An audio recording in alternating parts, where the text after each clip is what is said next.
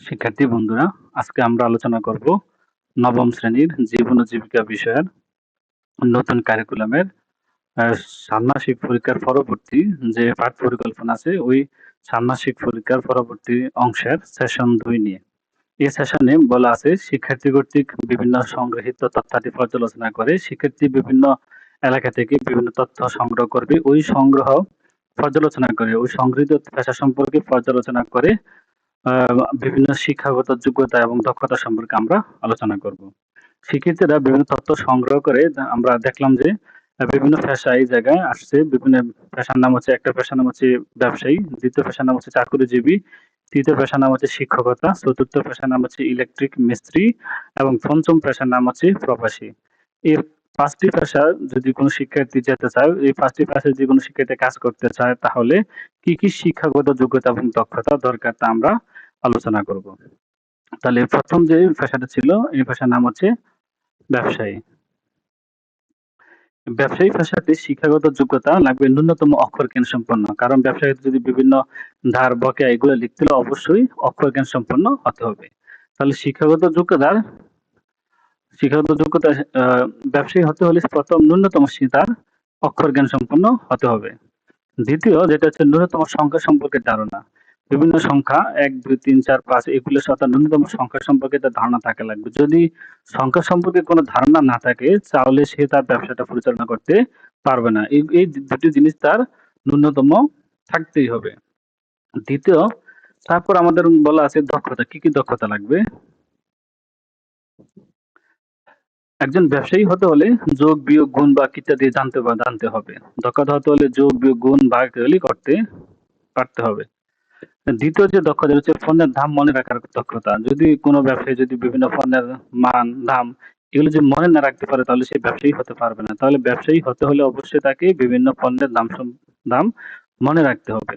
আদর্শ বিক্রয়কর্মীর গুণাবলী থাকে। একজন ব্যবসায়ী হতে হলে অবশ্যই আদর্শ বিক্রয়কর্মীর যেসব গুণাবলী থাকে ওই গুণাবলী থাকতে হবে। যেমন আদর্শ বিক্রয়কর্মীর গুণাবলীর মধ্যে সততা, সিদ্ধান্ত গ্রহণ ক্ষমতা, নেতৃত্ব দানের ক্ষমতা এগুলো হচ্ছে আদর্শ বিক্রয়কর্মীর গুণাবলী। তাহলে আমরা বুঝলাম যে একজন আদর্শ বিক্রয়কর্মীর গুণাবলী তো অবশ্যই থাকতে হবে। তারপর ওজন সম্পর্কে ধারণা থাকা লাগবে। কিভাবে বিভিন্ন পণ্য ওজন করা যায়, ওজন ওজন পরিমাপ করা হয় এগুলো সম্পর্কে তার ধারণা থাকতে হবে। তার মানে আমরা দেখলাম ব্যবসায়ী হতে হলে যোগ, বিয়োগ, গুণ ও ভাগ করতে পারতে হবে, পণ্যের দাম মনে রাখার দক্ষতা থাকতে হবে, আদর্শ বিক্রয়কর্মীর গুণাবলী থাকা লাগবে এবং ওজন সম্পর্কেও তার ধারণা থাকতে হবে।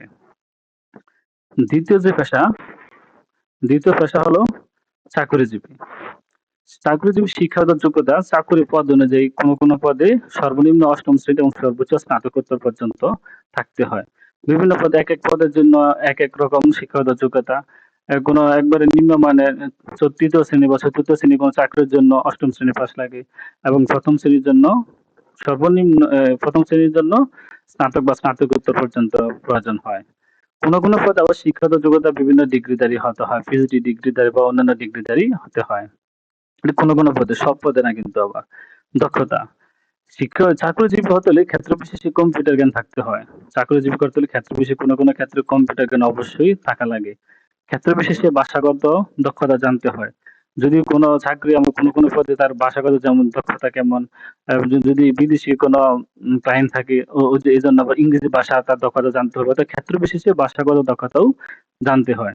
তৃতীয় যে এটা হচ্ছে পদ অনুযায়ী সংশ্লিষ্ট ক্ষেত্রে অভিজ্ঞতা থাকতে হয়। চাকরিজীবীর বিভিন্ন পদ অনুযায়ী ও যে পদে সে চাকরি করবে ওই পদে বিভিন্ন সময় তার অভিজ্ঞতা প্রয়োজন হয়। তাহলে বিভিন্ন পদ অনুযায়ী তার সংশ্লিষ্ট ক্ষেত্রে অভিজ্ঞতা থাকতে হবে।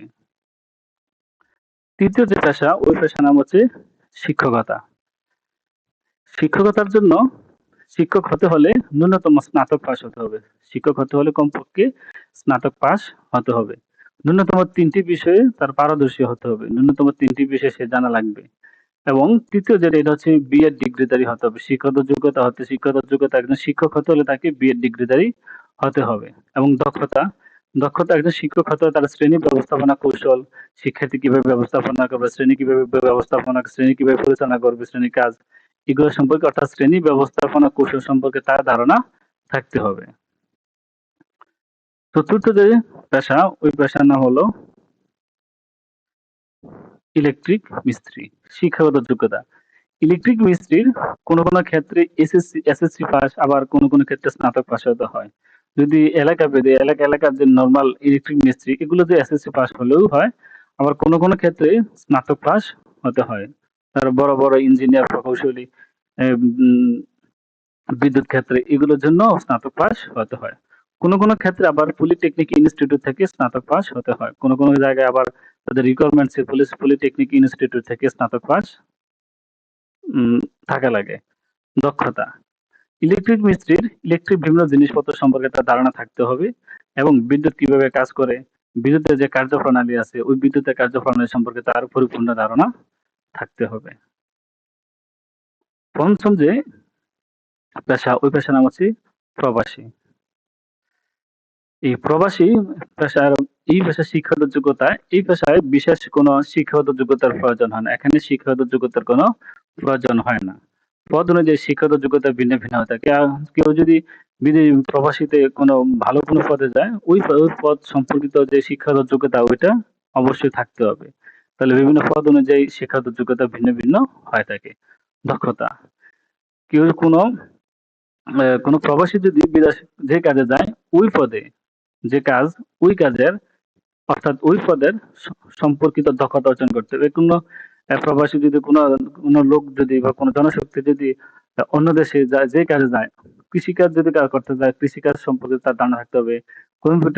কম্পিউটার সম্পর্কিত কোনো কাজে গেলে কম্পিউটার সম্পর্কে ধারণা থাকতে হবে। অর্থাৎ কেউ যদি কেউ বিদেশে যেই পদে কাজ করবে ওই পদের সম্পর্কিত তার দক্ষতা অর্জন করতে হবে। সুপ্রিয় শিক্ষার্থীবৃন্দ, আজ এ পর্যন্তই। আল্লাহ হাফেজ।